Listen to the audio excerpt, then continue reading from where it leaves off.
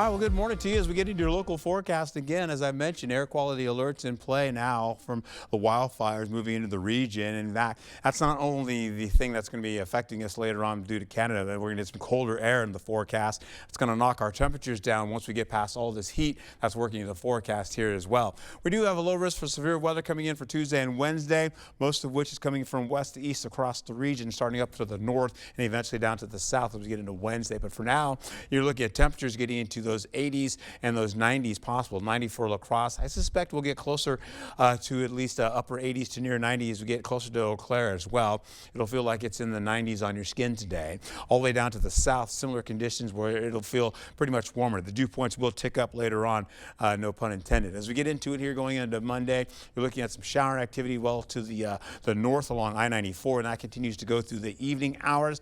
Then eventually it's going to try to get down to a little bit lower to the south towards Black River Falls, but you can see how we go right through Tuesday going into the morning hours. Clearing skies out there right now, quiet weather, temperatures in the 80s as we start at 10 o'clock.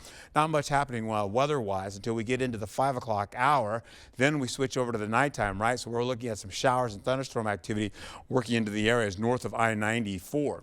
Then it drops down by the 7 o'clock hour, so that's why we're not seeing much in the way of any type of severe weather to start the morning hours, but you're going to see it in the evening hours going all the way down into the nighttime. Drops back down to Eau Claire. They get into that, still continuing on with another line of storms that breaks apart by the 3 o'clock hour going into Wednesday. As that happens, then we have a severe weather event going in for Wednesday, pretty much including most of areas down to the south along I-90.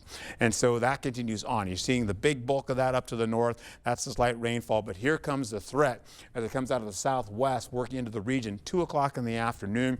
It's going to roll right over the river and get into La Crosse. Stay with us. So about 1 o'clock, 2 o'clock, 3 o'clock. Still with us going to the 4 o'clock hour. It's pretty much leaving La Crosse. Storm threat still down to the south by Boscobel, Richland Center, as well as Prairie du Chien. Kicks out of the way by the 7 o'clock hour. Out of the region, dry conditions, 7 o'clock in the evening. You're seeing more showers coming back again as we go right to areas along I-94. Nothing severe at all, but we still see well to the north the possibility of that dragging really well to the north. As far as rainfall is concerned, we're not looking at a lot of that rainfall. It's only a few big hits and we're done as we go all the way through Wednesday at 11 p.m. Then as we carry out over all the way into the next several days to see how this all transpires for us, we're going to get into conditions that are like this. 90s for the next couple of days. Then 80s come back in the forecast.